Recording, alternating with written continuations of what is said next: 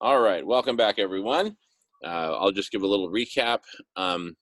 So there's a lot of interest and, you know, in basically making sure everyone has plenty to eat of whole food, plant-based diet. And Silas and Jackie and Myra, they're in Arizona, have been delivering food to people, and they've been talking with some of the religious community there, with temples and churches, etc., that have commercial kitchens, like in their basement or whatever, for events and all that. And they're interested in providing food to people who need, because that's kind of partly what they do as religious communities, churches, whatnot. So we are going to set about inviting all of these folks to come join us here, where together we can all work on holistic plans and strategies and new systems to make sure everyone has plenty of good food to eat, and that during times of pandemic, we can actually deliver the foods to their homes. So collective intelligence, I predict, is going to make its great breakout over the subject of feeding everyone healthy, immune boosting, whole food, plant-based diets, and getting all the faiths involved. Because now that, and it's partly because these different churches and temples and whatnot don't really have a heck of a lot going on, because people can't congregate anymore. So this is like them stepping up and saying, hey, we're back in the game, we're feeding people, we're doing this, we're doing that. It's a way to engage their own base as volunteers. It's a way to get donations, because they depend upon donations, and et cetera, et cetera. Anyway, so it's just like a really cool win-win.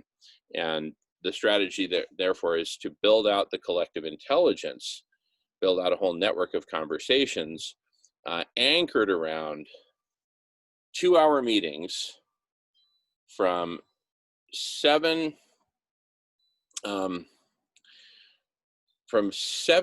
to 9 a.m. and then from 7 p.m. to 9 p.m., basically during this time slot right now, during the block party. And then again, another 2-hour meeting on Tuesday. And then I think we also said, well, actually, you know what, since we're moving the morning meeting from 11 to 1 to 7 to 9, anyway, we'll just have to work that out, what we do with that other 2-hour slot. But anyway, bottom line, we're going to have 8 hours per week of meetings to which everyone is invited, centered around food and making sure that we feed everyone. So, and we're just super psyched about that. And we've been working on the messaging around that and how we reach out to these different communities and organizations and religious institutions and invite them to the conversation. And I think we're probably going to start with quite a concentration there in Arizona, where Jackie and Myra and Silas are. And but everyone will be invited from all countries, and that's the big idea about. So I'm kind of thinking, I'm sort of visualizing like a double helix, where one strand is food, ending hunger, and the other is collective superintelligence. And the double helix, in my mind, represents the coevolution of the two. They're each kind of orbiting around each other, right? Each one needing each other. CSI needs the whole food movement to get, critical masses of people together to work on this. And the goal of ending hunger.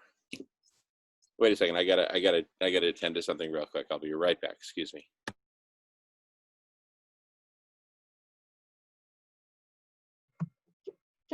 Jackie and Sarah, the letters pages of the newspapers are really good. They always publish everything.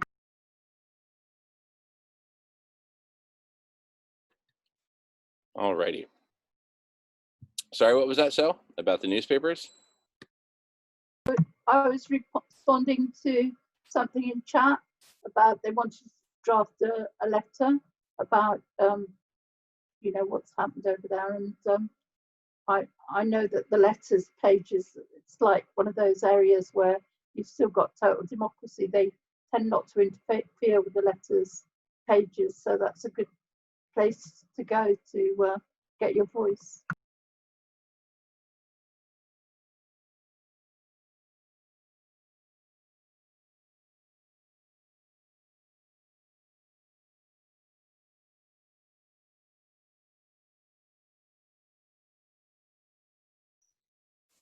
All right. Sorry about that.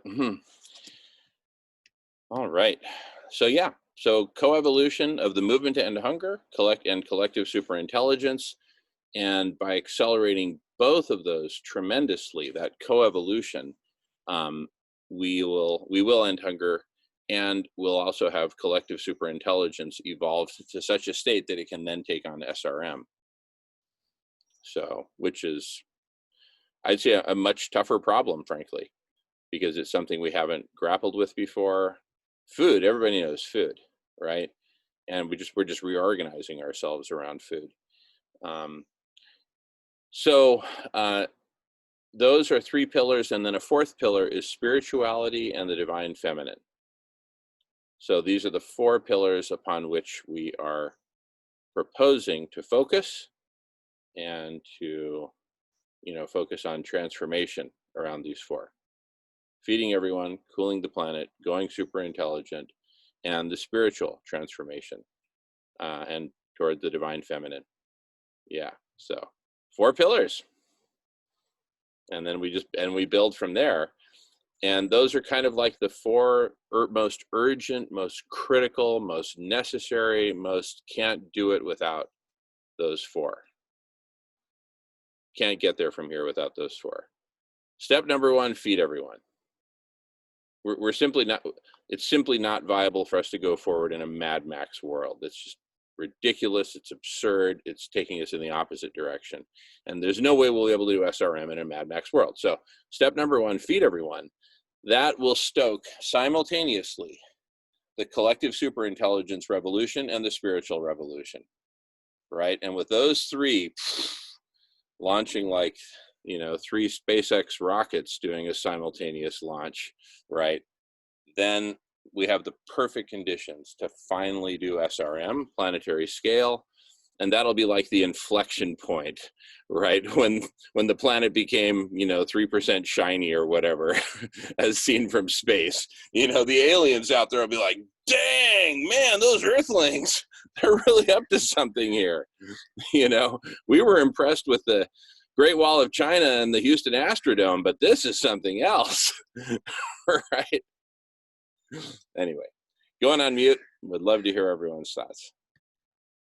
That sounds great, Jamie. I like it a lot. I missed one of the 4. So we have food, super intelligence, collective intelligence, and spirituality, psychospirituality. Yep. What was the 4th one? SRM, solar radiation management. Right. Totally. Yeah. Solar radiation management. I love it, and you know, I feel so aligned with that. Beginning with food and agriculture, I've been having similar revelations myself recently, and just the way you describe it too, it reminds me of, you know, the pyramid of human needs by Maslow or whoever invented it. Everyone's distracted because they're having to work and do jobs that they may not necessarily want to do just to feed themselves. You know, and once we get that figured out, where people can just basically eat for free or close to free, then it frees up so much time and energy and creativity, because then people can spend so much more time focused on what they're really inspired to do, which then leads to the spirituality conversation. And, you know, so it really is connected that way. And then with the pyramid, it starts that way. It's like basic needs are down here. Like, you know, you got to feel safe and fed, and you got to have a roof over your head and getting sleep, and all these fundamental things of just being in a human body. Okay, so you get those taken care of, then you can go to the next step. in the next step. And then at the top is self-transcendence. That's the very top of the pyramid. And that has to do with this idea of spirituality. So in order to get there, we gotta be fed. So yeah, good. I'm excited about this conversations.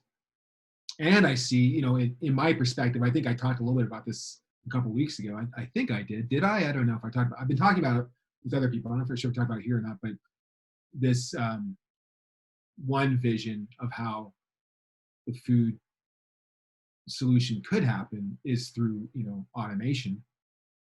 Could provide some solution to that, and maybe I'll save it till when we have a bigger conversation around it. But I don't know if we talked about that before or not. Just that through automation, through partly machines collectively coordinating with each other at scale, and the humans involved with that, so it's all harmonious, that we could really scale food out in a way that's never happened before on planet Earth for really low cost. And then that just opens up so much more time, just like we've seen during this pandemic time, with everyone, a lot of people freaking out because they can't feed themselves, because they can't go to their jobs, which most are jobs they don't even want to go to. And so they've been sitting at home going, what do I do with myself now? What if that was happening all the time? What if all we had was all this extra time? Wow. And we didn't have to go get a job and feed ourselves. Wow, that would just be a total renaissance with a capital R. Because that's what the Renaissance was. The genius, creative people, all the artists and philosophers at that time, following the plague, were supported by all the bankers and the rich people to just unleash the hinges and go to town on creativity. And that changed our world in fundamental ways. So we could really see that again. And so what I'm saying to you is that if it did happen that way, if automation is going to be a key part of that, then that also leads into, the collective superintelligence aspect of both, machine intelligence and human intelligence, both, synergizing in their own right and integrating in a way. We have one holistic super intelligent system. And then like you're saying, then that can be applied to so many other areas, including SRM. Sounds great. Yeah, we're super When psyched. those conversations begin? Well, they've already begun. We're just now in the process of ramping them up. We've been at this for pretty intensively for about a month or so. And so now we're in the process of kind of getting it more structured so that we have a kind of a repeatable pattern for our weekly meetings, for the block party, and for the solution club, so that people can come just to the meetings that they want to come. People still get pretty busy, right? As we all know, right? And so they might not be able to make it for a full 8 hours of the block party, but they might come for this 1 2 hour segment. Great. So we just got to have all that very predictable. That'll also make it easier for us for the recording of our videos, to kind of stay on track like that. And we're just recording new episodes of these kind of like 4 or 5 or 6 or 7 major topics that we are cycling through, because they're all so interdependent. And anyway, so that's where we're at right now, just putting some structure to it. Jackie had to step away, but whenever she gets back, we can work on finalizing that, exactly how to what to call each segment, but really centered around the 4 pillars, very much centered around those. So yeah, and then we've been working on outreach, working on we've drafted up a really nice excuse me, letter to send to whoever we need to, inviting them to participate. So And, you know, one thing I really love about this strategy is that we get to invite people just to come for the food thing, but the food thing is happening within the collective intelligence block party. So it's like, well, what's collective intelligence? What's this 24 hours? You know, I'm coming for a 2-hour food meeting. What do you do with the rest of the 24 hours? Well, you know, we work on cooling the planet, collective superintelligence, humanity's phase shift, spiritual transformation, the divine feminine. And it's like, either you get it or you don't. Either you're like, whoa, this is so cool. Or you're like, well, that all sounds kind of new agey, but I think I'll just stick with the food thing. Hey, and if that's what you want to do, great, you know. But it gives everyone exposure to the bigger picture, but in a very gentle way, right? You know, like when you go to some meeting in downtown San Francisco and it's in some funky part of town like Potrero, and you go to some old building and they're up on the 3rd floor and you go up there, but the whole rest of the building is like some big like commune or some really cool, you know, thing, right? Maybe it's some, you know, collective of some kind. So you know, you go to your meeting, but then of course you're like, hey, what's this is a pretty cool place. What's the bigger context here? Of course you're going to be curious, right? So you get that very gentle introduction to these more out there topics, you know, like SRM, collective superintelligence, and spiritual transformation and the divine feminine, right? But if you're a guy like Michael Gaio, you're going to be like, whoa, so cool, right? You know, I came here for the food thing, but now I'm finding out there's so much more. Wow, I'm going to stick around. So it's just like the perfect, you know, setup for people to gently get exposed to the big picture without any pressure, right? It's just like, yeah, this is the block party. This is what we do. Since you asked, right? But there's no pushing. There's no pushing the bigger picture, right? I mean, it's just there, right? It's just the most gentle. Anyway, I'm repeating myself. Going on mute.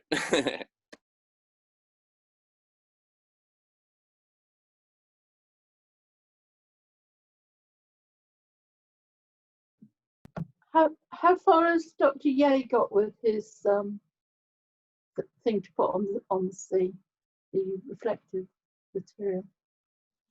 Yeah. You know, I just don't know. I haven't followed up. The last I emailed him was like a week ago with the Charles Eisenstein thing and Guy McPherson, because I sent that to Guy and Pauline, and I copied Ye on it as well. But haven't heard back. But I didn't expect you either. It was just copying him. But you know, I'm really looking forward to the moment when Ye really embraces, you know, coming and hanging with us, right, and working with us on the SRM part. But it kind of feels to me like, you know, the first 3 pillars are the food, collective superintelligence, and spiritual divine feminine. All those are going to be needed to make SRM happen, because SRM is just, it's such a biggie. It's such a big pill for humanity to swallow, right? And it's such a radical change that it just feels like the other 3 are just perfect training for, you know, just essential prerequisites for that, you know.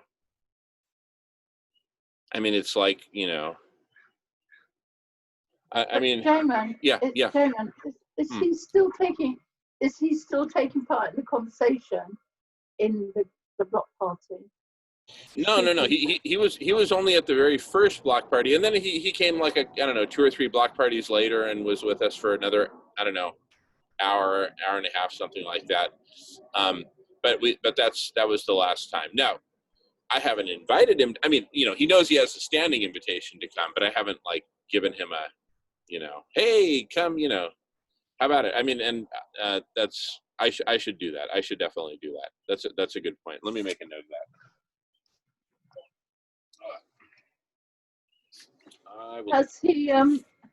Has he done a trial of it? I can't remember how far he got. Has he done a small trial of it? He didn't have any funding or anything. Yeah. They would need to cast a whole big, you know, round mirror and all that. The bottom line is that I don't think they've done anything like a trial. I think that would be a pretty big undertaking. just by the nature of it. But you don't really need to, in a sense, because you can simulate and model, the whole thing.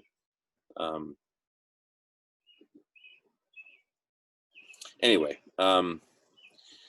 but like I say, I mean, this is like, it's like some really kind of radical treatment for the planet. But the planet needs to basically be grown up enough. Humanity needs to be mature enough as a species to have that very grown up conversation that says, all right, we have to do this, and we have to do it now. Right? I mean, it's just a really big conversation, the SRM one. And so the other three pillars are the ones that I see as facilitating humanity maturing and transforming into, doing the phase shift from caterpillar to butterfly, from, a species of 8 billion individuals to a species of 1 human colony. Because SRM is the kind of thing that you would expect to see happening in a sci-fi movie about a planet that really had its shit together, that said, all right, the intelligent civilization there says, all right, we got to do this, let's do it. And they just snap to it and do it, right? Without war, without Donald Trump tweeting for people to drink household bleach or whatever the hell, none of that. I mean, it's just like, we're a species in distress right now, and we're about to make the phase shift to hyper intelligent, to super intelligent, right? so finds us Americans pretty funny.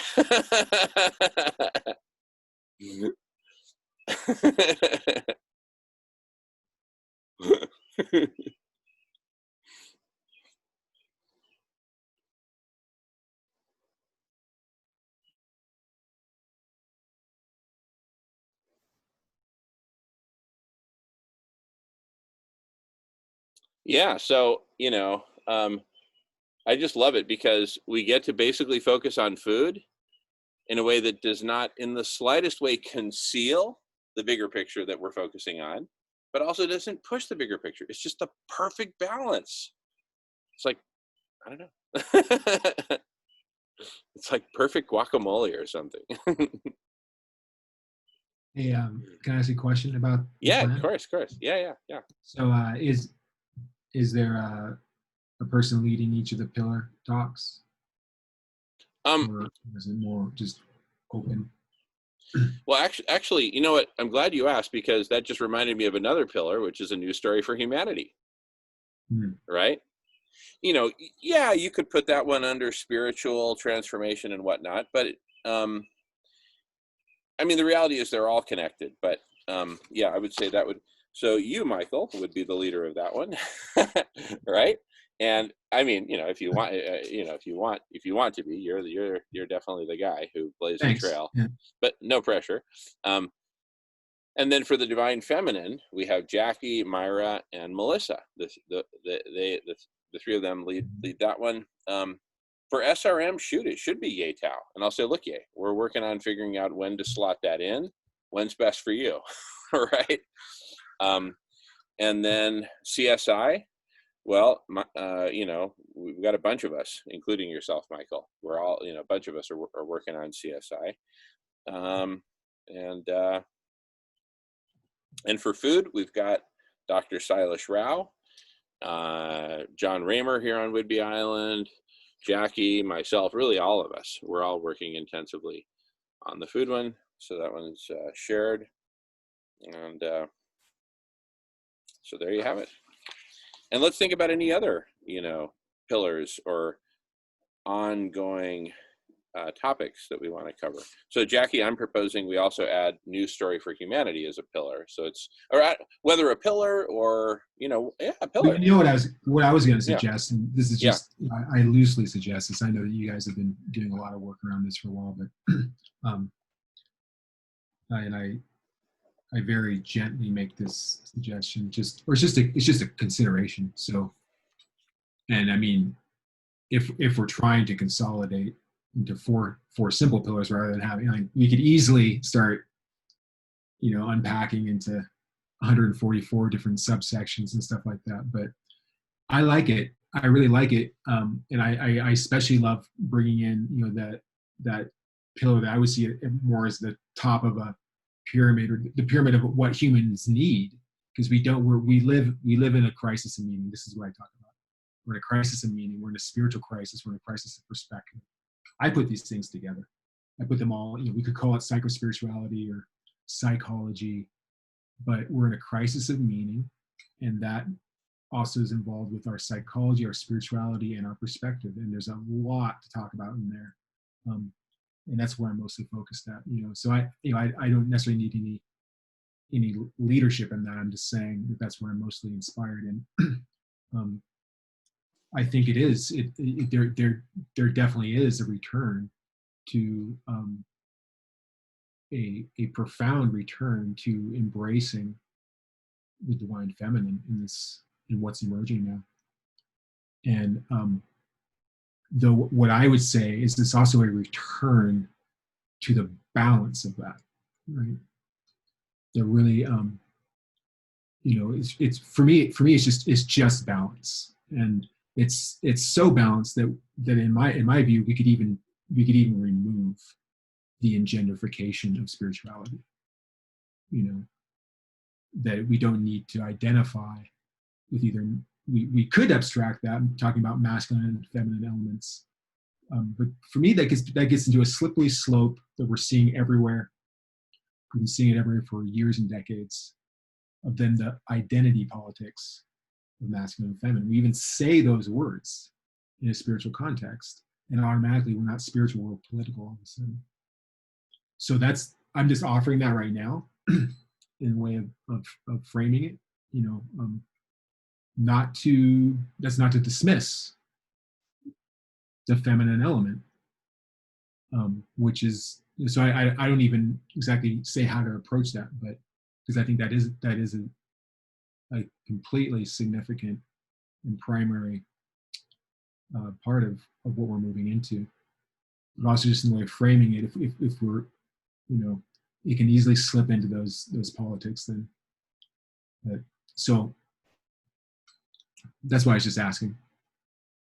I'm not sure what you have to think about. I know, Jackie, you must have thought about this a lot too, so I don't know how you'd respond to that.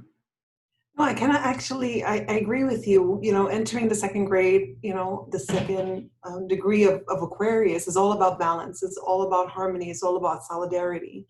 And I like that. I know that we are actively bringing forth our divine feminine. Actively, she is flowing through us as we upgrade.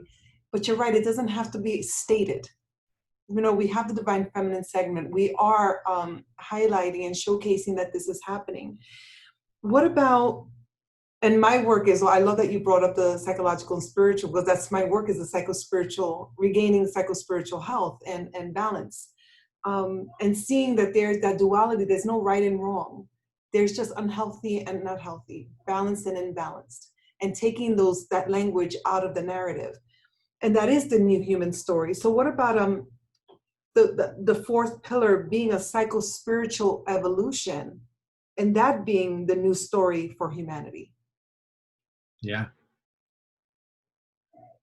Because the new story will come from the psychospiritual evolution. That's the only thing that will create the new story. That's going to give rise and agency to all of the other efforts that we're making.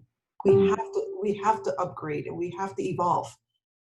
Mm-hmm. Especially if we want to invite SRM into the story.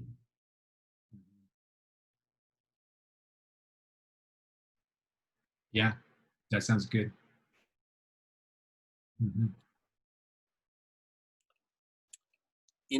What occurs to me, since we already have a really successful, thriving divine feminine segment that's just really has a wonderful identity, and I'm inclined to just let that one be a solid pillar of it in its own right, and then imagine that the other pillar be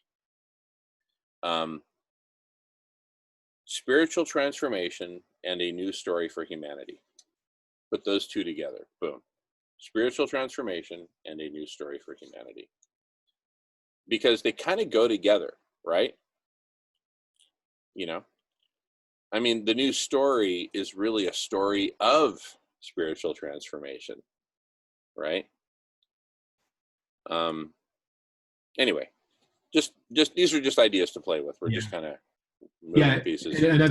And here's another idea, because it starts, you know, when we start talking about this general area, it gets a little cloudy, and that's okay, I think, because it's really, for me, it's really where the real pioneering is happening. And another way we might say it is, you know, is sense making, right? This is a term that's out there right now. I don't know if it was the rebel wisdom people who invented that term or not, but it's, you know, I call it systems of meaning. But it's just like sense making is just how we're making sense of what's going on. And, you know, that could adopt various areas of, you know, science is one way of sense making. Philosophy is one way of sense making. Spirituality and psychology are other ways of sense making. There's sense making as an individual, and there's sense making as a collective. Storytelling is one way of sense making. Mythology and all these things, religion, you know, there are all these different ways that humans make sense of the world. And we're not, you're right, Jackie, we're not going backwards anymore.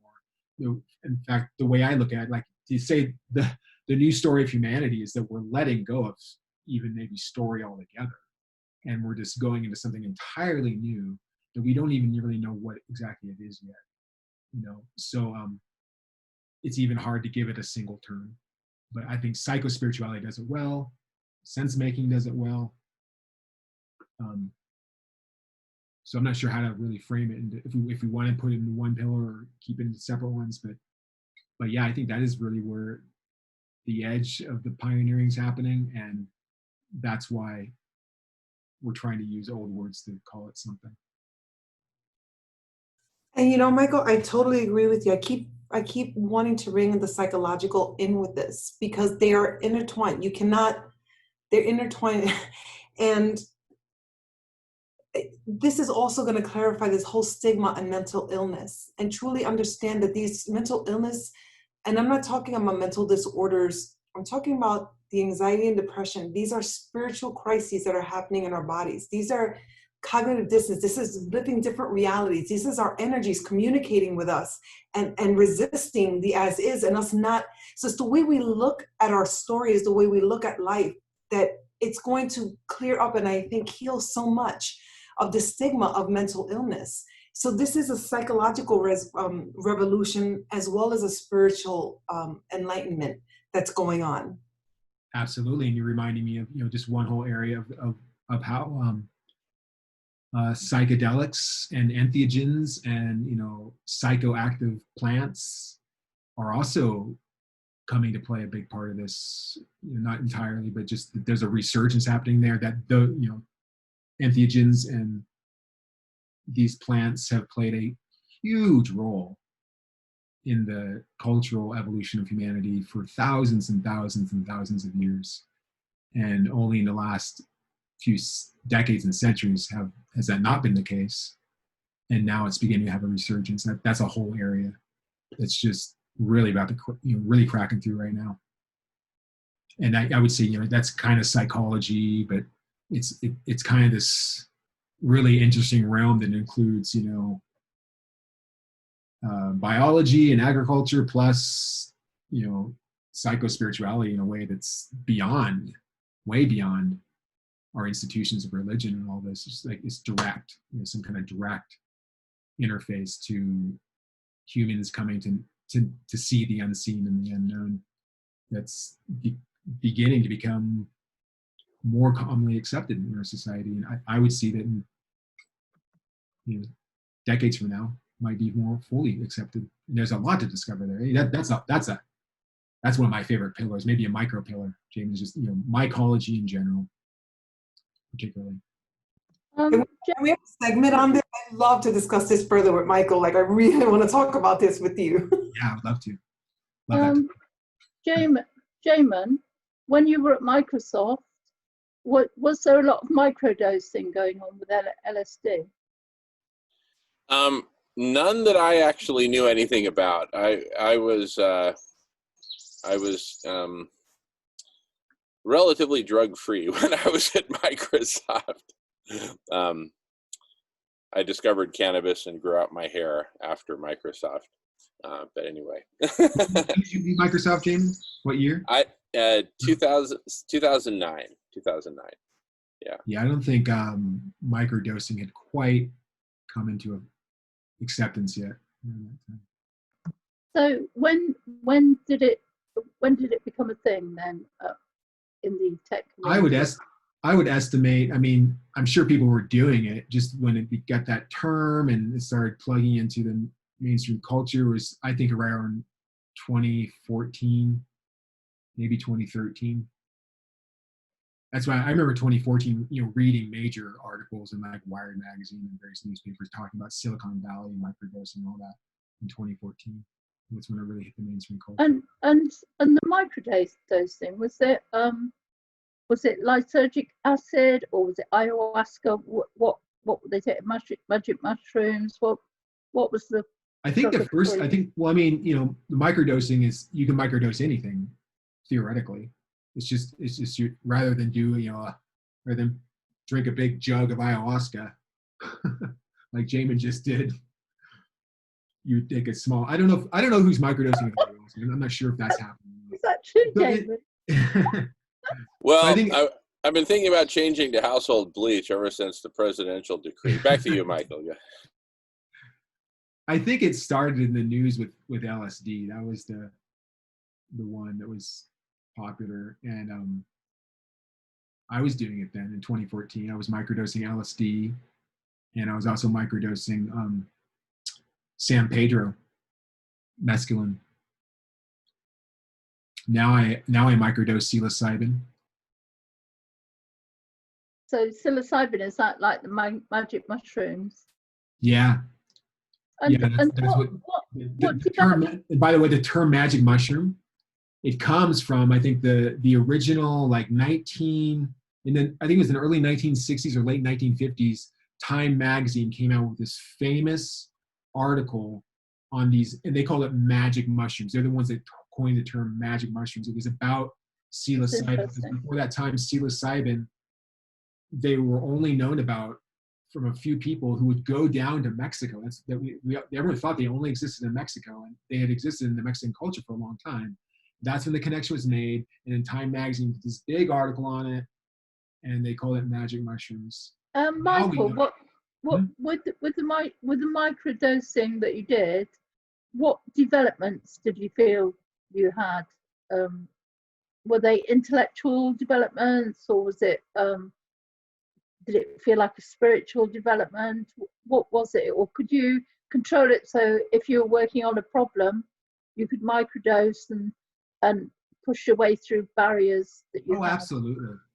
Absolutely. And what I want to clarify something since you're asking about this. The term microdosing, is a little bit of confusion around it. Like, technically what it means is that it's a microdose, meaning you're taking such a small amount of what is either going to, commonly it's going to be LSD or psilocybin or something like this, and you're taking such a small amount that it's pretty much not noticeable, or it's gonna be like barely noticeable. It's like let's say you took like a micro sip of coffee, like one gulp of coffee, like you're gonna feel it a little bit, but you're not like all jacked up on coffee. So that's a microdose. Basically means that you're taking such a small amount that you're still functional. You're still able to go to work and go to the grocery store.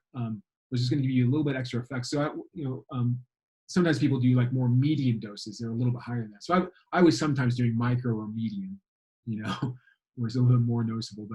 But yeah, with I could say different things for different substances. Like for LSD, yeah, for sure. It kind of, if I was doing a microdose of LSD, and that's something you got to be careful with LSD. It's a very, very, very powerful psychoactive element that should not be overtaken. So when you're microdosing, I would take many days or sometimes weeks between, because you really want the psyche really needs to integrate, even though you might not still be feeling the effects. It's very important for it to really run through your system, especially with LSD. I think that's my experience. But sometimes I would take that, and then I would sit down at my computer, do my work. I would kind of feel like I was on coffee a little bit. Like I would just be very clear and a little bit extra creative.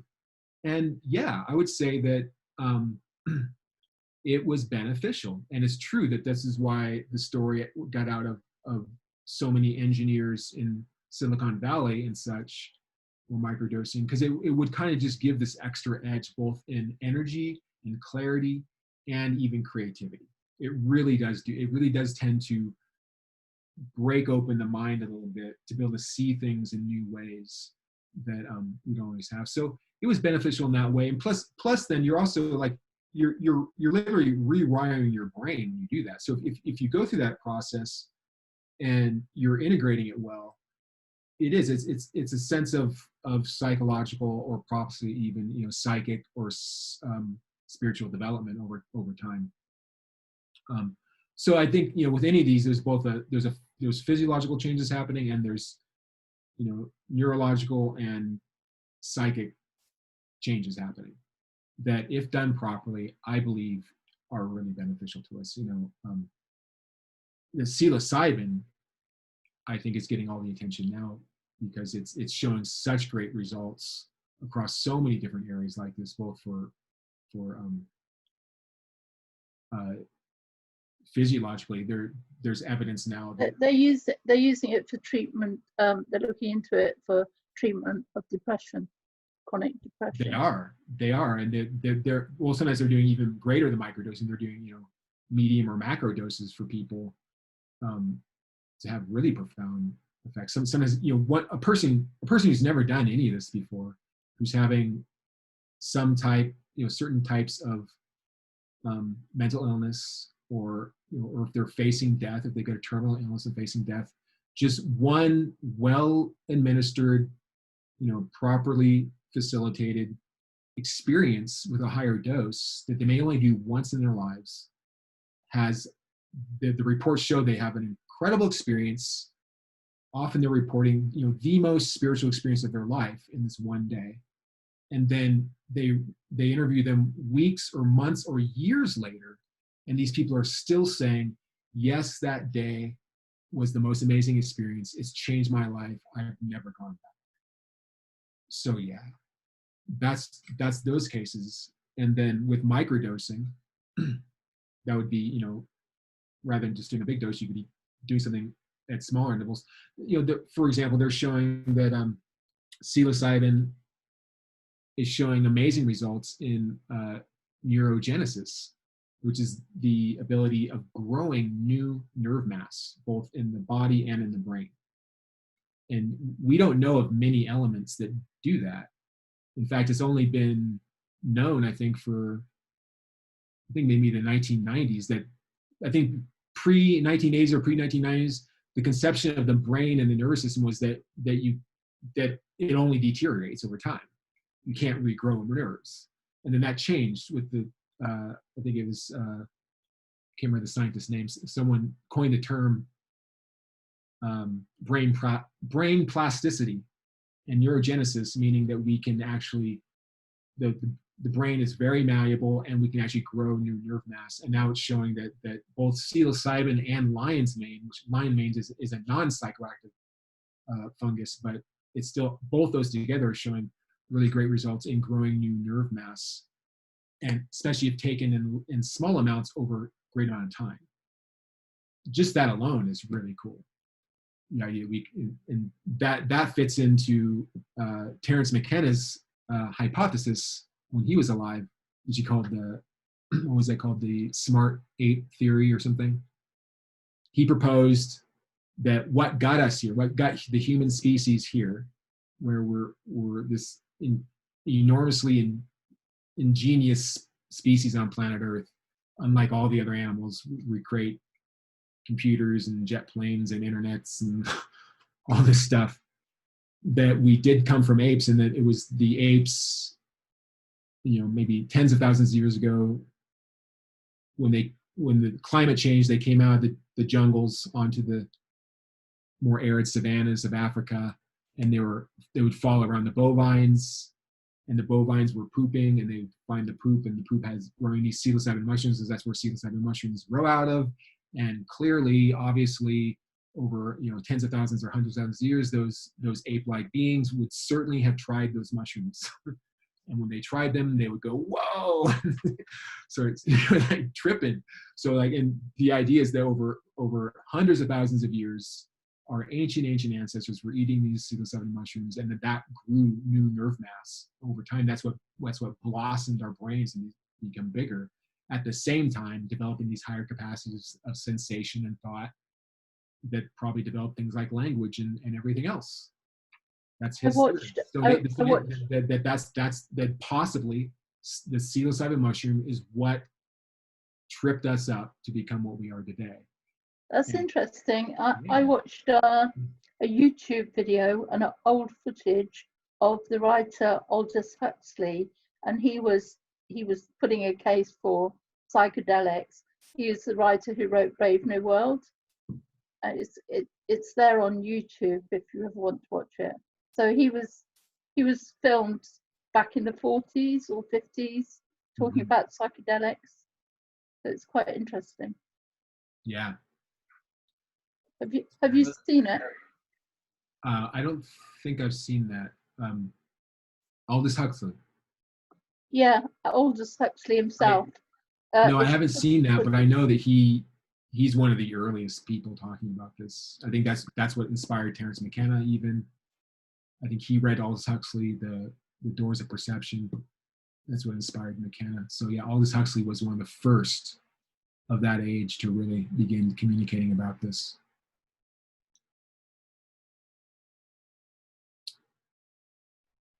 And so this is a whole area, because it's really, even though our ancient cultures have been using these types of entheogens, and the term entheogen is kind of like the academically accepted scientific term for any plant that has these psychoactive effects. Entheogen means, it's from the Greek, entheogen means I think it means to become the divine within. So these plants, you take this plant and then all of a sudden you feel divine in some way, whether it's ayahuasca or mushrooms or LSD, one of these things. But even though we've been well aware of these things for thousands of years, we've kind of had this lapse in modern culture of putting them under the rug. Now, as we're rediscovering them again, we have now so much more faculty as a culture of our science and our academics to really begin examining these things and understanding how they're working. It's things that's still a mystery how they're even working. Yeah, but there were people in the 60s taking LSD. I don't know if they were experimenting with ayahuasca and that. So what happened to that group of people, do you think, that were busy taking that in Haight-Ashbury or wherever it was? Well, we're talking about people like Timothy Leary and Ken Kesey and Terrence. These people, I mean, some of them died just because they grew older. What do you mean, though? Do you think anything developed came out of the drug? Well, that's a great question. That's a great question. I think there was a lapse. Like, again, like I think during the 1960s, I was just listening to an interview of Terrence McKenna yesterday where he was talking about this. He was saying that at the end of the 60s, like into the 70s, because before that, like the big thing was LSD. And everyone was just like going, this is it. LSD is going to completely fix our world. This is it. And then by the end of the 60s into the 70s, they started to realize actually there was something missing about LSD. When they go and read the reports of like, the ancient Vedics and, all these ancient shamanic cultures, we're talking about something a little bit different. They weren't just having a psychedelic experience. They were having a really more of a spiritual experience of a real sense of connection to the infinite and beyond. With LSD, you can kind of get that, but LSD's hard to put into words. It's just you can get that, but it's a lot more psychological, like more individual insights and stuff like this.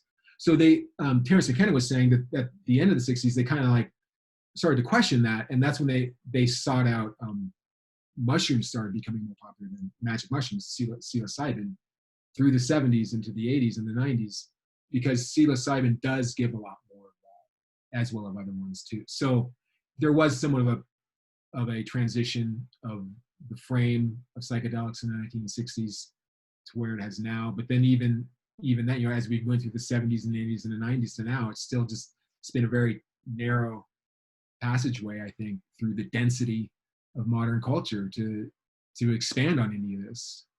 And I think that might be changing now, only a little bit, but the trend is clear. It seems like it's going to be opening up a lot. And here's the thing: it's like what's most exciting to me is that we can discover more about the human brain and why this is even happening. Like what's really going on. We can learn a lot about what we are as human species and what is this experience that these entheogens produce. More about that, but also we're just scratching the surface on what's out there. Meaning that there are hundreds of thousands of species of fungus on the planet, and we really, relatively speaking, we don't know that much about them. And even outside of the scope of psychoactive substances like magic mushrooms and such, there's so much more promise with the innovative functions that funguses are demonstrating, as I've described on this podcast before, with things like taking oyster mushrooms, for example. Oyster mushrooms, which we all can go into a grocery store and buy, just have enormous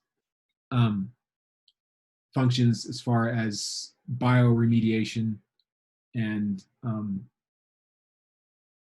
other pharmaceutical derivatives just from that one mushroom.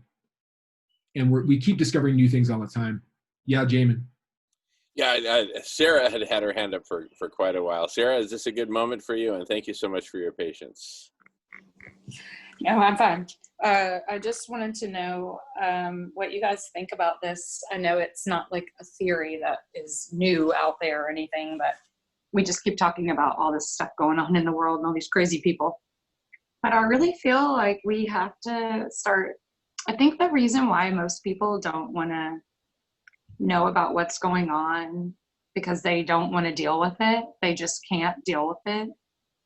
And I think, honestly, I can see why so many people have depression. And why am I wearing these earphones when I don't even need earphones right now? Okay. Why people are depressed.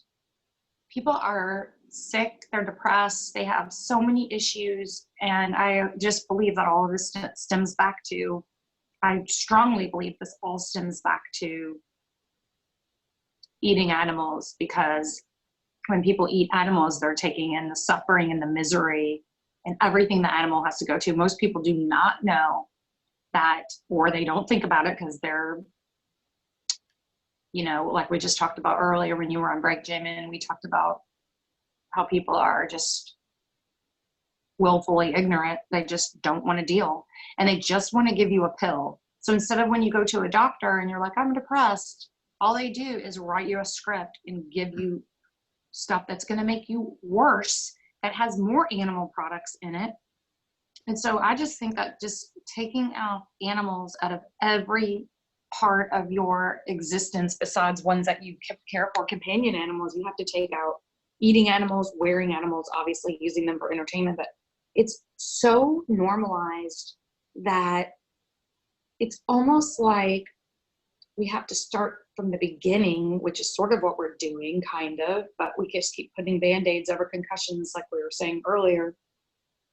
I just don't know what the answer is. I just believe that it's so simple, or maybe I just don't know what the solution is, besides what our stuff is, but that's really what I talk to people about like, I mean, I don't take any medicine. I don't even take Advil or whatever you want to call it, stuff if you have a headache.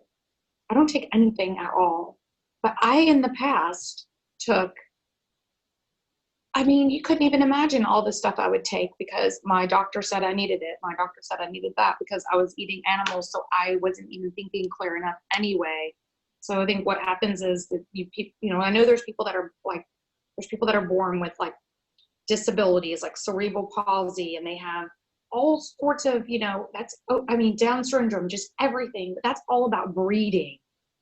People don't want to admit it. They don't want to admit it's because of breeding. Because look at all these dogs that you have to hold together. You have to hold together bulldogs and artificially inseminate them. You literally physically either have to hold them together to breed, or you have to artificially inseminate them, just like people do to cows. But nobody wants to see that. Nobody wants to know about it. They just want to get their little puppy. And nobody wants to hear about all the reasons why they have depression. They just want to get a pill to make it better. So the problem is that people don't want to hear what the real truth is. And then they don't want to deal with the real truth, because then that means they have to deal with themselves. And we all know that that's not easy, because we even talk about the divine feminine and we go with it ourselves, you know? So I think it's all about that. And people don't want to admit it. I don't know how to get it out. I don't know how to get it out. I don't know who's going to listen to us, but we have to somehow, we have to make sure that we all know this. But I think once Jane comes to speak to our group, and I think like Rowdy Girl, like all those people, that more people are going to come on to this block party, and more people are going to start saying, oh, they're going to start holding themselves accountable more. Because I think that's really what it is people just, they're not accountable. Look at these cops that killed that guy. This is terrible. They're not being held accountable. So therefore the protesters are doing stuff and they're saying, hey, don't hold us accountable because you didn't hold these cops accountable. So really that's actually a good answer, that they don't know what other way are they going to get attention than what they're doing. I just found out that they lit a car on fire in Atlanta. I know exactly where that happened. I used to have my business right around there. It's like, but it's all goes down to just, why can't people understand the most simple, even though it's not simple to them, because it's complicated to them, because then they'd have to make a change in their life, right? Oh, I gotta make a change in my life. Oh, I don't like changes. I don't like to be quarantined at home. I don't want to wear a mask. I want to do this. I don't wanna. Because they're babies and they don't understand that they're eating babies. Babies eating babies is not going to work. It's just an equation that's not going to work. So we have to sort of kind of go back to the beginning of when we were born, and that at the beginning and the inception of how our brains were created, how we were taught, how we were, unfortunately, that is like most people's 99.9% of people are going to be like, that's the stupidest thing I ever heard of. Like, no one's going to listen to that. But they also said that people that were building cars and building spaceships. I personally don't care about people going to the Mars or exploring other planets. Personally, I don't care, because we need to fix what's on this Earth.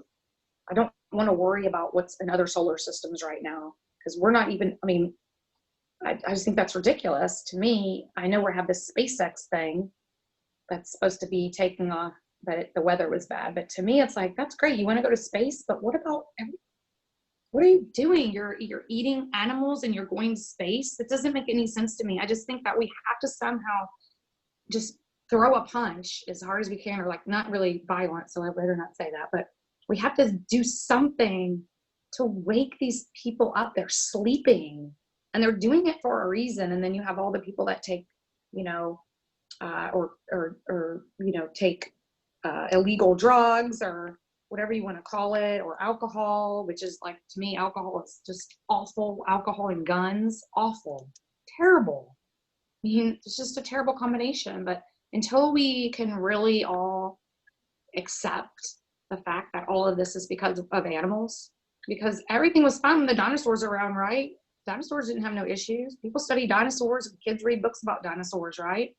So, I just think that it has to be something where we have to, we have to write something, even though people write stuff all the time, but I think we have to all come together and write something that says, look, like, you have to stop eating animals because this, you have to stop eating animals because this. We say it over and over. It's like a broken record, but I don't know what else to do at this point, because we can all do our best, but our best just isn't getting it done. We have to somehow recruit people to get in the mindset, the abundant mindset, and say, look, if you want abundance, if you want your life to be better, if you don't want to be depressed, or if you don't want to have this problem or that problem, because like Jane says, first it's First it's fun, then it's fun with problems, and then it's just problems.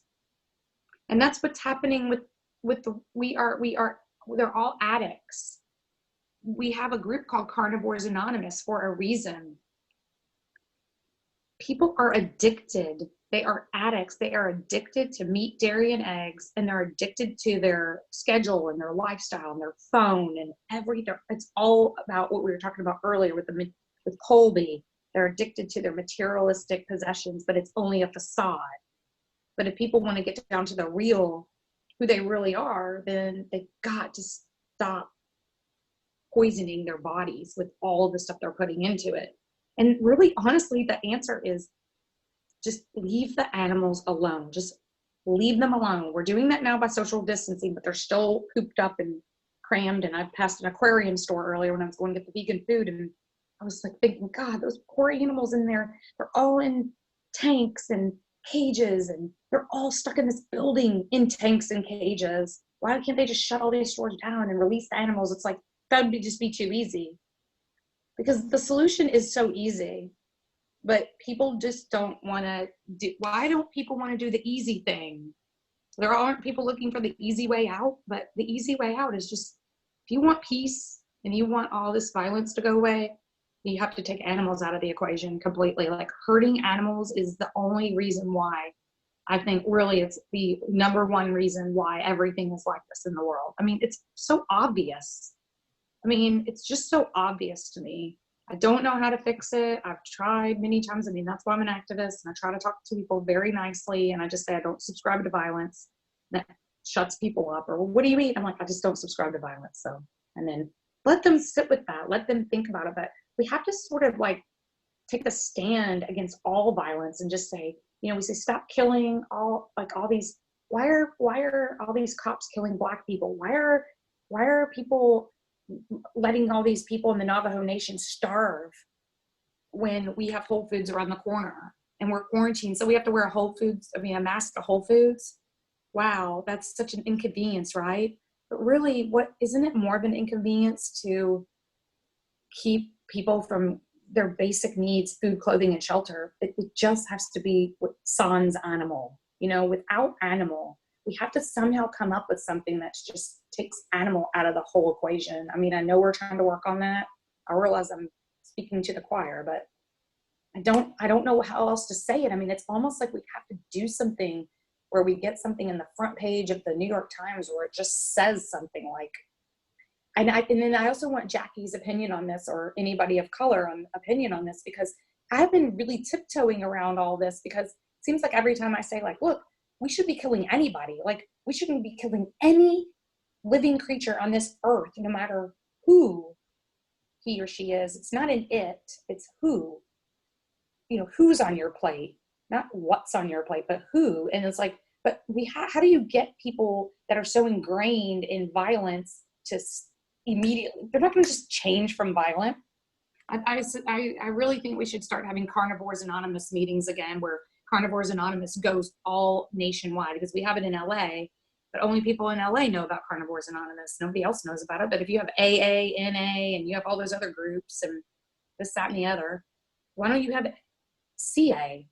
Carnivores Anonymous is like, should be worldwide. I mean, you should have, you know, there should be online meetings, or I don't know what you do for that, but there has to be a way where people can get help and get therapy and get, you know, healing, because that's all it's about. It's about healing. We have to heal, but we're not healing because we're stuck in this violent system, and it's all normalized violence. Everything that happens in the world, even when somebody steps on an ant, or they say, oh, I'm going to kill that mosquito, or I'm going to swat that fly. It's like, because they were taught that. It's all about what the society, but we have to fight against what society is. We have to fight against what the government tells us, or what the powers to be tell us is right or wrong. We have to think for ourselves. And most people just can't think for themselves because they're stuck. They're brainwashed because what they hear. So all of this stuff that's going on with the shooting, it's like, I mean, it's like every week or every couple of weeks you hear somebody is, you know, but this is big, because now it's all over. Cities everywhere are like uprising. But I say we keep the uprising, but we just do it in a more, you know, like go out there into, unfortunately, I'm going to the protest, but I'm going out there to educate people, to say, hey, you know, this violence is a problem, but we have to stop this. We can't keep letting this happen. Kids, people keep saying this can never happen again, but it keeps happening. It keeps happening because you're eating animals. That's why. You're eating animals because you think that's okay. So when you're kneeling on a guy's neck, you don't think that that's something, maybe because their brain is not even working. They're violent because they have violence in them. We've got to get the violence out of the body, and then people start acting right? I mean, that's just crazy. And then my second question is, when are we going to talk about SRM? Just kidding.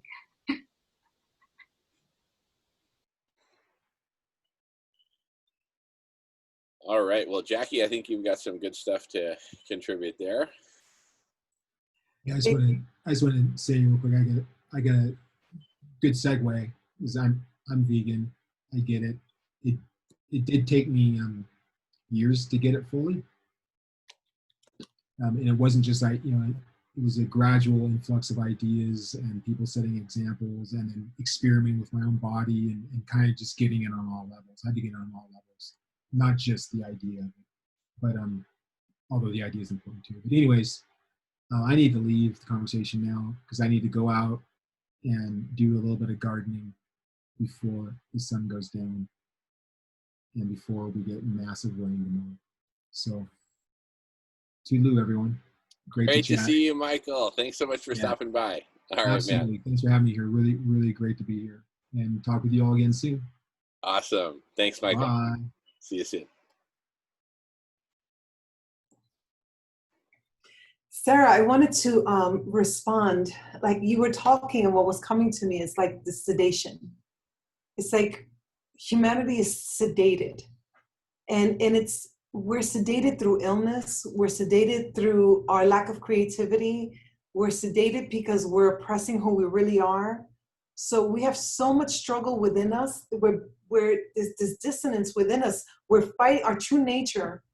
Are compassionate, connected beings. We're spiritual beings. And every day we're fighting that by inviting violence into our blood, by inviting murder into our system. We're not allowed to be the creators who we are. We're forced into compulsory education. So we oppress our own judgment, our own curiosity, our own exploration. We're sedated. And we have, we have a health, it's not even a healthcare system, it's a disease maintenance system, right? It's designed to keep us sedated. And so I always I have this visual of like somebody that is like got sedated at a party and it was given heroin, and then now we blame them for being a heroin addict, and now they've changed who they are and they don't act like who their true nature is, because now the disease now and the addiction now is guiding their behavior and their communication. But we don't see that. We don't have that compassion for people that consume flesh, that it is a psycho-spiritual crisis happening within their bodies. They are addicted and their brains are addicted from the womb to this. And then we want to blame. That's what we have to be compassionate. We have to find the intervention that's going to speak to their heart and not be blaming and not being angry, but seeing them as sick. This isn't sickness. People are going against their true nature. People are not aligning who they are and who they believe that they're being.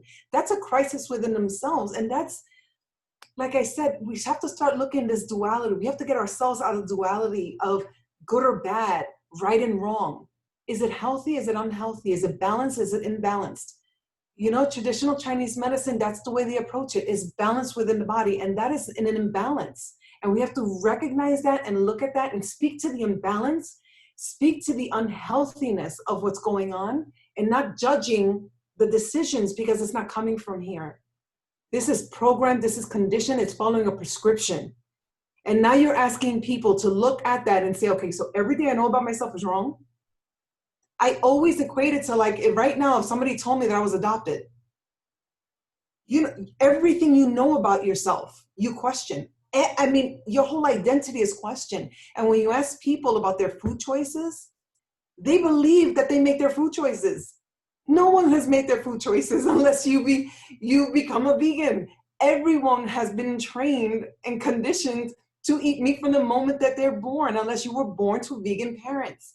So I think we have to remember that, and I think that's the language we have to speak.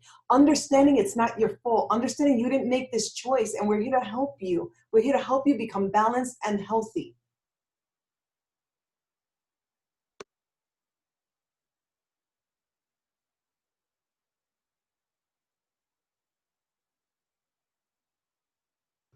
And also about the social component, I know that it's a very touchy subject, but I think we owe it to Mother Earth, we owe it to the animals, and we owe it to ourselves not to step away from the congruencies that we see. Truth is truth. And slavery, colonization, the way we treat Mother Earth, the way we treat the animals, it's all one action. It's the same mentality. It's anyone that is different from me, anyone that I can oppress, anything that I can exploit is mine to exploit. And I have the power and I will exploit. That's clear across the board, and we have to call it out by its name. And I'm not insulting, because people, again, see non-human animals as lesser than. So now you're insulting me by comparing me to something that's lesser than me. We have to get that narrative out of the way. Like you say, these are people. There's a she and a he. They love, they feel, they suffer, they hurt. They have family bonds. You know, we have to rewrite that narrative so that it's not an insult. If anything, it's such an honor. It is such an honor that we see all life as precious and divine, and we will speak for all life. There's no divisiveness. We are all the same. We're all one. That's the beautiful gift that we have to keep and keep permeating through that unconsciousness. See the truth and keep going, because that truth is going to vibrate higher and it's going to penetrate ego. It will. We just have to keep doing what we're doing, because we know what we're doing is right. And how do we stop the sedation? By detoxifying people. How do we detox people? We give them plant-based food. That's where the detox starts. That's where it starts. And I think they'll be more receptive to our message once they start feeling better and feeling the love.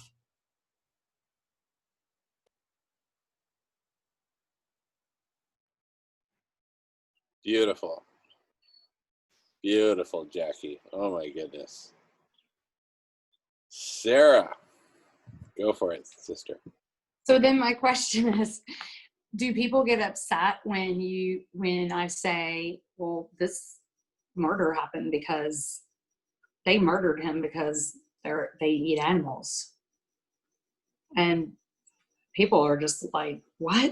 And I'm like, yeah, they murder people because they see. And then I don't want to throw this onto that can be their defense, because certainly I don't want them to be like, well, Your Honor, when I ate those chicken nuggets, I didn't know what I was thinking, right? When they're not, I mean, it's just ridiculous, but we don't want them to have a defense. But the thing is that all these people sitting in jail, like, these people should go to jail for what they did, right? That's what we say. That's what the system is, right? Go to jail. Jail ain't gonna help these people. These people are crazy, right? These people are stuck in jail. That's even the worst thing. Like, all the people in jail, we got to rehabilitate these people. We got to go in and be like, hey, I'm so sorry, but you know, you start serving vegan food in prisons and you're going to have some pretty nice people in there, because most of these people are not criminals. They're just people that unfortunately got, you know, meat, dairy, and eggs in their body, and they're addicted and they're really sad. And then you have these violent criminals that, you know, go out and murder, you know, 25 women and cut them up and put them in the freezer, like Jeffrey Dahmer. Maybe he cannot be rehabilitated, but I guarantee you it's because he ate animals is why he did what he did. I mean, Ted Bundy. I mean, every single, I think I should write a book on this probably, but I think that every single, I mean, we all know, it's so obvious when you eat animals, it messes up your body and your system and your brain and everything. It's all intertwined. It's no secret, but it's a secret for most people because they can possibly, like, what are you talking about? Like, I buy cage-free eggs. My eggs are fine, you know. Hey, I buy $5 eggs from the grocery store. I'm like, don't be wasting your money. You might as well just buy the ones that are 89 cents because they all came from the same place. Violent, tortured animals that are stuck in these beautiful, big farms with beautiful views, and then they're stuck in there in the dark 24/7. I've been in there. They're awful, terrible. I don't like going back in there too. I have to go back in there because I'm doing an investigation right now. I keep having to go back into this place. And it's very scary, and I don't like going in there. But we go in there because we have to tell people, hey, here's a picture of a cage-free facility with 2.5 million birds in it. You want to call this up?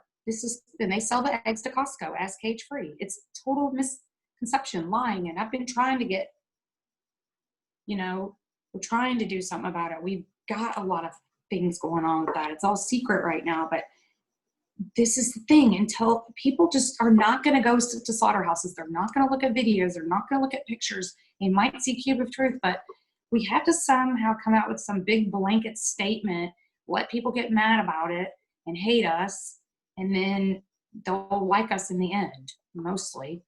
Haven't you guys ever received emails from people or texts from people and saying, hey, I met you at whatever, and oh my God, I'm vegan now, maybe a few years later or whatever. But we have to be the change that we want to see, because if we just keep sitting behind our TVs or whatever we're doing and saying, oh, this is so terrible that guy died and 3 cops killed him, or I don't know how many people killed him, but it's just going to keep happening. This isn't the end of this, sadly, but maybe it should be the beginning of something. Maybe it should be the beginning of something to say, hey, we've got a solution of how we can stop this. And we do it with food, right? And then we bring the communities together. But it has to be bigger. It has to be, I don't know how we're going to do this, but it really needs to be on a blank. Somebody has to say, somebody has to be brave enough to say, and it has to get printed somehow, but somebody has to say that they killed him because they eat animals. And everybody's going to freak out and say that's not true. But it's true. It is true. You know what, Sarah? When we say it like that, immediately you're going to activate those people that say, I eat animals and I don't murder anyone. What are you saying? I'm like him? That we're activating their defensiveness by saying that. And it's not that the message is incorrect. You're 100% correct. It's all about lovingly delivering the truth, lovingly and compassionately putting the mirror of truth in front of them. And I think that the key, I think you hit it right on the head. I think the key is food healers. We're also stopping the violence. That's going to start a conversation. Wait, you're going to give people plant-based food because cops are murdering people? Help me understand how you're making that connection. Now we start a conversation. Like Jamen was saying, just a statement like that can invite a conversation. Because people will be like, what are you talking about? Like, cops have been murdering people. Yeah, we know. Change the way you eat. And just show them how it goes. Show them what happens. Invite the conversation without, it's because of that. Well, we know that when you eat a plant-based lifestyle, it's automatically, organically going to mitigate violence. We can have that conversation. We can show you. Yeah, let's sit, let's talk. I think that's the way. We can say food healers is also addressing, creating a world of normalized nonviolence or addressing the violence. I think that invites conversation, and I love that. And I love the way you say, when people ask you why you're vegan, you know what? I don't invite violence in my life at all. That's a conversation. Yeah, just say, I don't subscribe to violence, period. That's it. And people say, well, blah, blah, blah. I'm like, I don't subscribe to violence. I talked to tons of people about that today. I happened to be out and saw a couple people. I was trying to do something for Jane Unchained, and I was like, said something. I was like, I don't subscribe to violence. And I just done. I finally figured out what to say. It takes a long time because I don't want to get into it with people and back and forth. But what would you say, Jackie, that almost like, because Marty King, he tweeted out something today, and it was really powerful. And I'm almost thinking that we go to Atlanta and we send something to Atlanta to MLK. You know, we have to talk to these leaders because he's very powerful. They belong to Ebenezer Baptist Church. I've actually been to that church because my friend actually married into that family. Well, I didn't realize it a long time ago, but it's just, we have to go to the powers that be in nonviolent direct action. I think the king in nonviolence. Martin Luther King Jr., I mean, he condemned riots. And he believed that they did not solve anything, but he did say that a riot is the language of the unheard, right? Remember when he said that? A riot is the language of the unheard. And that's what riots are for. But you can have peaceful riots. I mean, we do this all the time in direct action everywhere, nonviolent direct action. We do not. I mean, if it was up to us, of course we want to go burn down the farms. But we don't want to kill millions of animals doing it. We want to, of course, I think about firebombing Farmer John's every day. I'm like, I just want to throw a firebomb over there and blow the whole place up.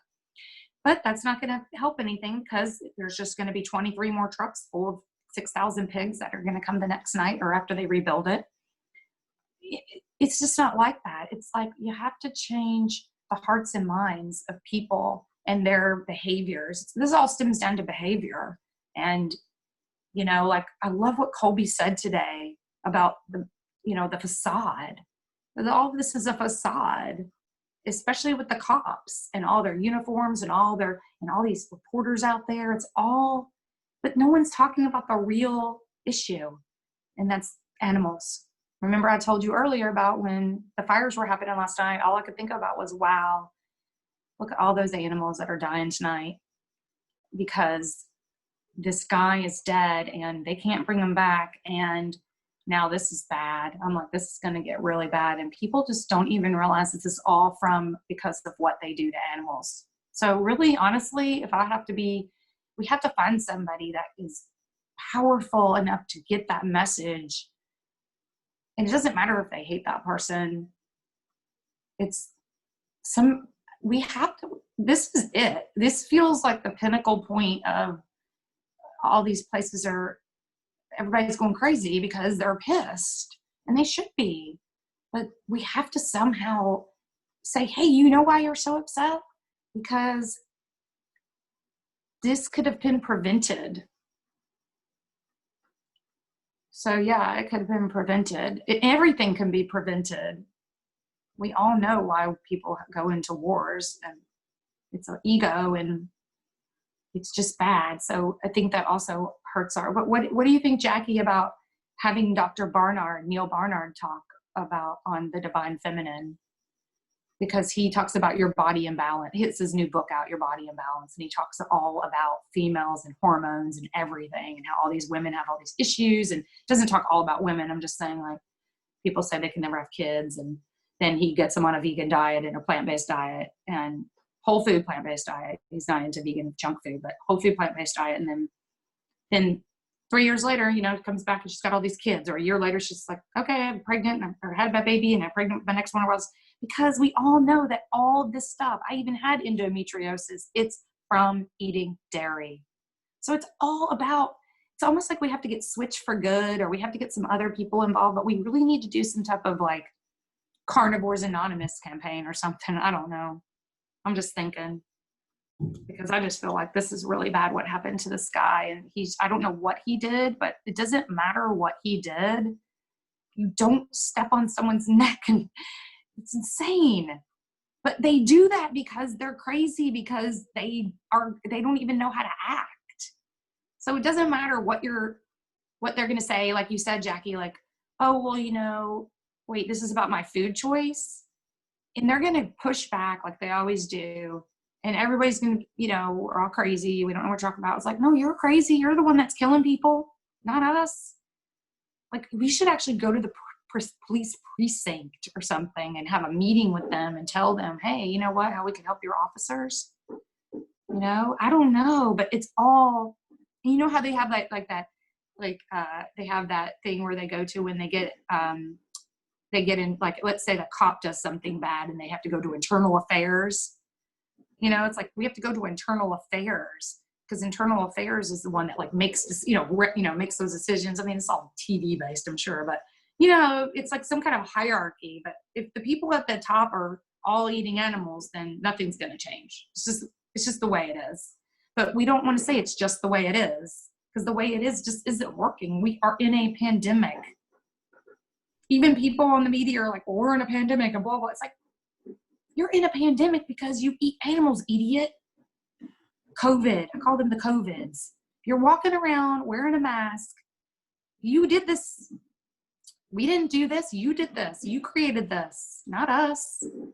It's like, so I think something has to give. I can't take it anymore. You have a point about the crimes, and I think about that too, especially like the serial killers, mass murderers, even sex trafficking little girls. My goodness, if you look at the animal agriculture, it is literally a manifestation of what they do to animals. They now are doing it to humans. It is literally the same crimes what we do.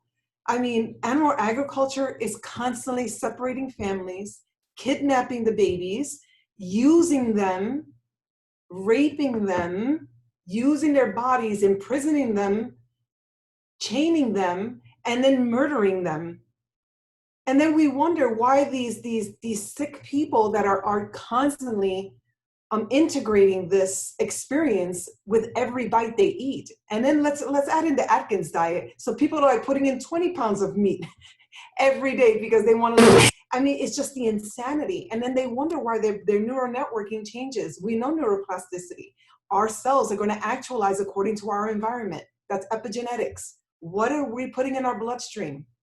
That cell is going to activate the orders that is in the soup that it's swimming in. We have to consider that. That's the knowledge that people don't know. What is in your blood? What is actualizing? What's turning on and off in your DNA? It's turning on and off so it can adapt to the surrounding. What are you surrounding it with? Murder, disease, hierarchy, speciesism. It's just, that's what's going on. That's not who you are. It's not who you are. It's who this culture is making you. That's who we have to tell. That's how we have to tell people. That's how we educate them. This is not your choice. You're not doing this. And those that want to receive it, let's talk. And those that don't, but that's what we have to keep going. And I see people as sick, and we have to show them. Let's juxtapose it. Why does this look so similar? Because it's the same action. It's the violence. Now we're adapting and we're doing it to each other. It was okay for generations and generations and generations to do it to Mother Earth and do it to the animals. But now people become outraged when we do it to one another, to ourselves. We got ourselves here because we allowed it. We accepted it. We normalized it. And now that's even being normalized. Epstein, all of that, it's just, come on, it's right in front of us, and we can make the connections and let people see how it's all connected and it's all one string of sickness going through the whole.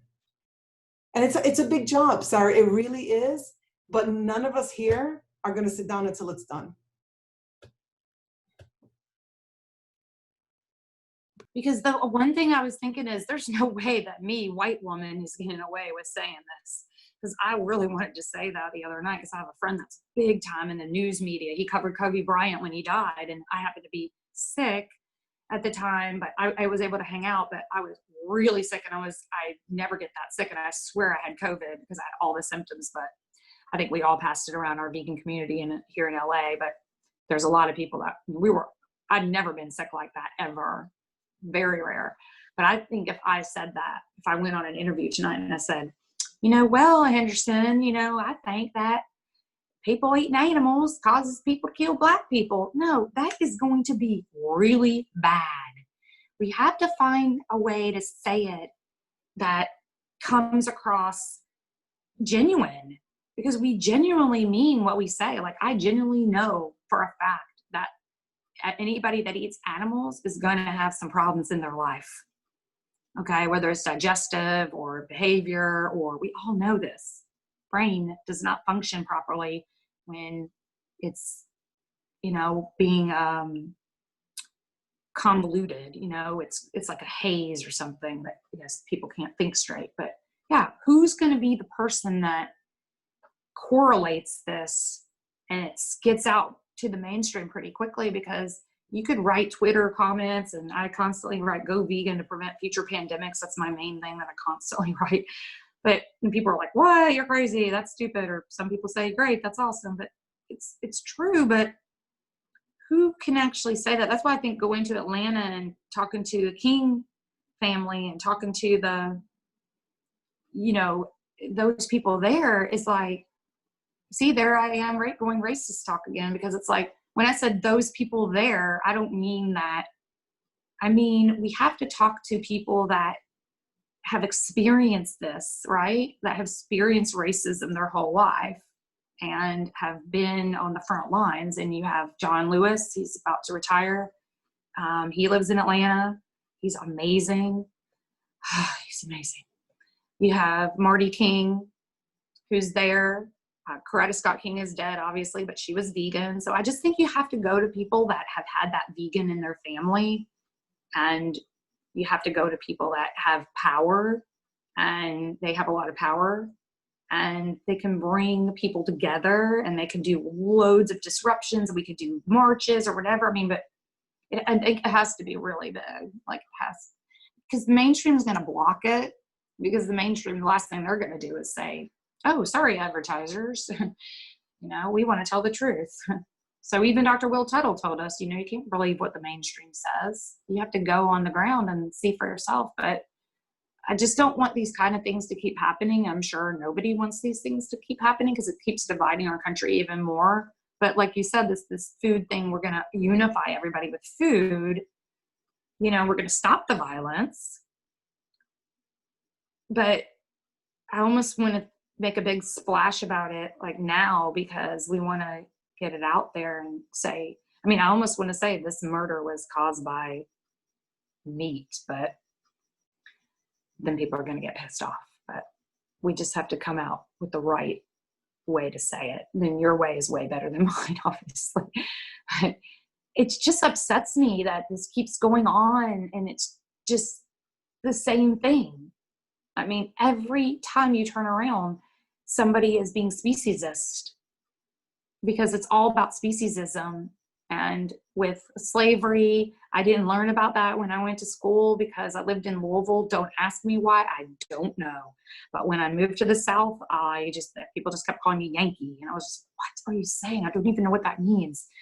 But yeah, I didn't even understand that whole thing. But I just feel like when you treat animals and humans and you're just doing all this bad stuff to them, there's something bad's going to happen, right? It's just not a good equation.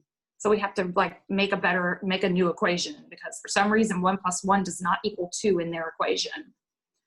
But they want to kill Black people. I don't know why. But it has mostly to do with them eating animals. Well, yeah. But then they also said there was a lot of KKK members that went into law enforcement, because that's another legal way that they can kill Black people. And I was like, wow, that's really sad that they could even be that evil, but why are they evil in the first place? Because they have a license to kill, and they have a license to kill animals, and they have a license to slap their wife on, it's all violence. Everything is about food.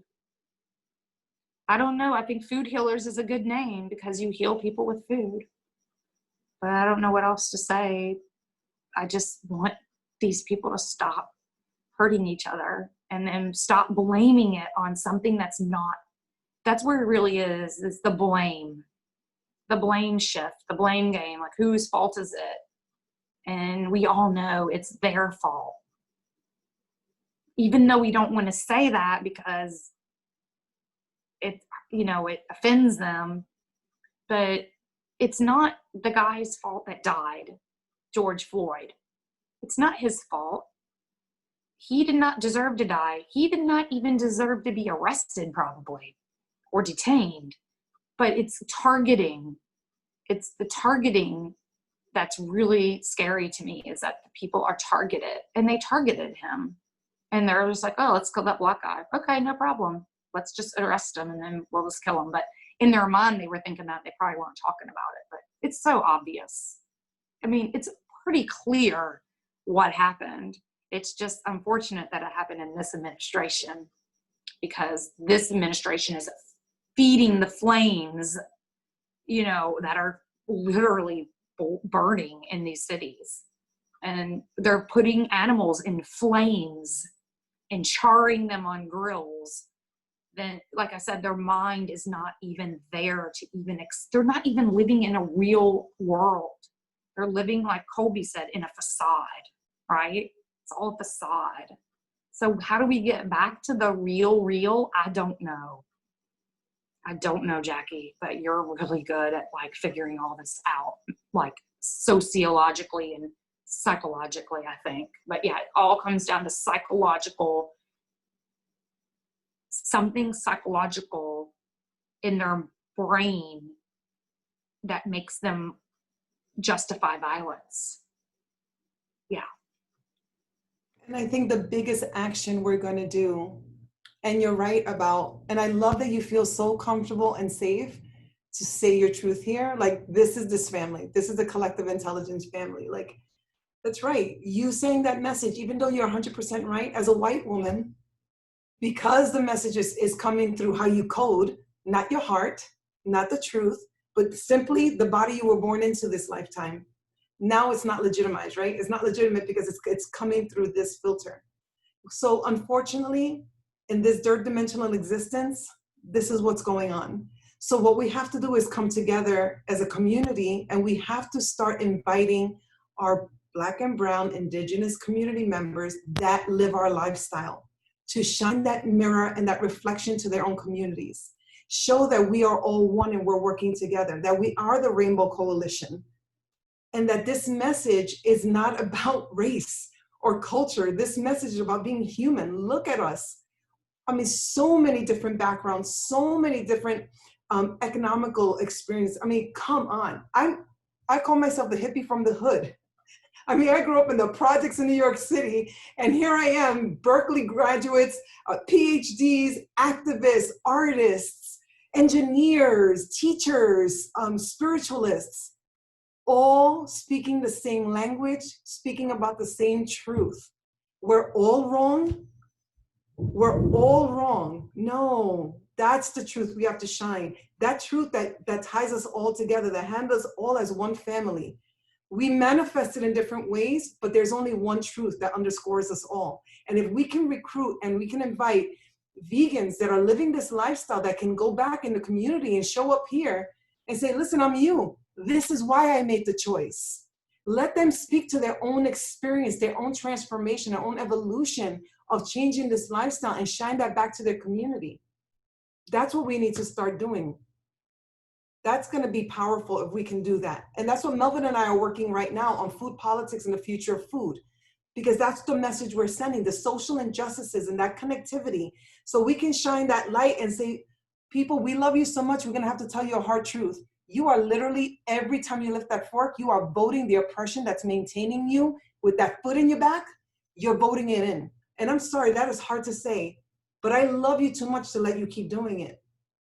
You know, you have to know that every time you pick up the fork, you're voting with that dollar. No, keep that foot on. I'm good. That's what you have to let people know, that the system is designed to keep, like Silas says, we are factory farmed. We are factory farmed.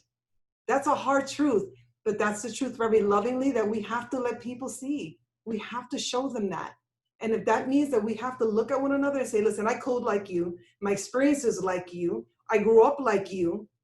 Let me show you why this works for me and why this has released me and liberated me. So I'm working, like going to other collective intelligence communities and attending meetings and inviting them so we can show the interconnectedness. So I can say, listen, I'm part of 2 collective intelligence communities, you know, and we're working on this. I think you'd be great. Come on, you know, so that we can cross-pollinate and invite them. And even if it's just to start the conversation, I'm not even interested, are you vegan? I'm like, we're working on saving life on earth. I think you would be great. You're a powerful speaker. Come visit. So I'm trying to invite people that code the way the people that I think are most vulnerable code, speak that language and that experience so that they can translate, because this is a translate in the language that can be received by their communities. That vibration of truth that only they can penetrate through a lived experience. I was just going to recommend Melvin. I was just going to be like, well, Melvin would be great at this because people will listen to him. He's amazing. He's really awesome. And it's just basically having that right mouthpiece. Unfortunately, people look at us because of our, because we always say, I have a shirt that says no separation based on form, because, you know, pig looks different. So we treat a pig different, right? Same, people treat you differently. People treat me differently. People treat Jamen. Even when I was giving Jamen a hard time about the press conference, remember? I was like, Jamen, you should cut your hair. I was saying that because unfortunately, people code, like you would like to say, which I love that kind of way you say that. They code people. And it's just so sad that it is going to be that until people uncode themselves and they get all of that stuff out of their, you know, they go into themselves and find themselves. They're not going to be doing that until they can get their, you know, body straight, right? So you can't expect people's brains to work when their body's messed up. Like brain, body, mind, body connection all goes together. But we can't, you know, I can't keep thinking like how lucky I am to be able to go to hot yoga, not now, but I mean in the past. And I'm thinking there's so many people that can't go to yoga, right? They wouldn't even think like they could do that. But I never thought I could, but I did it anyway. But it's just like, you know, I'm driving around trying to find vegan food today. And I'm like, I live in LA, there's tons of vegan food, but where I live now, I have to go a little bit to get vegan food. But there's so many communities, most communities they have vegan food. It's easy, apples, oranges, but they don't have, like, they want to go out to eat. They have crappiest restaurants. I mean, we're societally, you know, keeping people from getting healthy. It's on purpose. I mean, it's designed that way. So we just have to come out with a new design instead of a system. Because I think, like we said, create instead of do a system. But yeah, the peace officers is a great idea. How are you going to tell millions of cops that they need to do that? Once you get them vegan, they'll realize. Yeah, I believe everything has to do with plant-based food.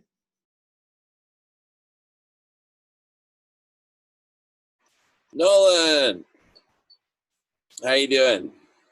Hey, I'm doing well. How are you? Doing How are great. you all? What's been going on? Well, we've been talking about plant-based and normalized violence and whatnot last, 45 minutes or so. Prior to that, we had Michael Gaio on for a while. I had a great conversation with him. And lots of great conversations. And yeah, good stuff. We've gone deep into the food. Really good news from Silas that they're in Arizona. He and Jackie and Myra are working with faith-based communities, churches, temples, etc., most of which have community kitchens or, commercial kitchens. And they're game to get into the game of preparing food at scale, feeding lots of people. So we're now putting I'd like to see the priority put on inviting all of these communities to come to our meetings, specifically 2-hour chunks. We're talking about, Silas proposed that we have 2-hour meetings on food during the block party, from 7 a.m. to 9 a.m. and then from 7 p.m. to 9 p.m. And he said he could make it at both those times.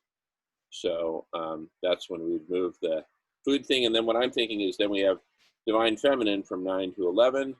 And then I'm thinking from 11 to 1, we could have the extended food portion. Because, some people will come at 7 and we'll have so much to talk about that they'll stick around. That's kind of what I'm thinking roughly. And then another 2-hour chunk on Tuesdays on the Solution Club. So 8 hours per week of just straight food healers, Operation Stone Soup, etc. And then we would similarly chunk out, you know, smaller portions because there's just not that many hours to go around, but we'd have other chunks on probably 2 hours each on collective superintelligence, solar radiation management, spiritual transformation and a new story for humanity, and the divine feminine. So that's kind of a recap. but big picture strategy, here's how I'm kind of thinking of it, or we're thinking of it, is the first two out the gate are in parallel, food and CSI. And I kind of think of those now as like a double helix, right? Food and CSI are spiraling around each other, co-evolving, right? And food is just like the common denominator that everyone gets, everyone understands, and so people will come just to say, all right, yeah, I want to participate in feeding everyone. Great, come here. And then CSI evolves from that, co-evolves with it, and once that co-evolution reaches a certain point, then the CSI will be ready to go after SRM. But along with that co-evolution of CSI and food, we also have the spiritual evolution and a new story for humanity. We have the divine feminine. So it's really all of those things co-evolving together to essentially create a transformed humanity, a well-fed, well-loved, well-transformed humanity. And a well-transformed humanity can then go to SRM. A non-transformed humanity is going to have some real challenges with getting SRM done in time. So anyway, that's just sort of a recap. Basically focus on all the pillars except for SRM for getting this thing started. Because when we start feeding everyone, whole food, plant-based, immune boosting, the spiritual transformation comes from that, right? The CSI comes from that. The new story for humanity. The divine feminine is supporting that. This is all coming out of the divine feminine. So all those things are co-evolving, and then once humanity reaches a certain state, then boom, it's ready for, you know, the Apollo mission of SRM, right? That's kind of how I'm seeing it. So anyway, and also one really interesting byproduct of the whole of that is that, you know, again, the common denominator is food. Everyone's going to come for the food conversations. And then obviously the conversations are happening within the block party. So it's like, well, what's this collective intelligence block party thing? And then they learn about the rest. But in a way that that's just because they asked, right? We're not like pushing anything on them. So they get a very gentle introduction to the rest of the big picture beyond food. But we get the nose of the camel into the tent with food. And then the rest of the camel follows. Pardon the animal reference there, Sarah. All right. This is my, the beginning of my 5-hour break, middle of the night break, when Nolan takes over. Nolan, I'm just going to make you, well, here, I'm going to stop recording. Buzz.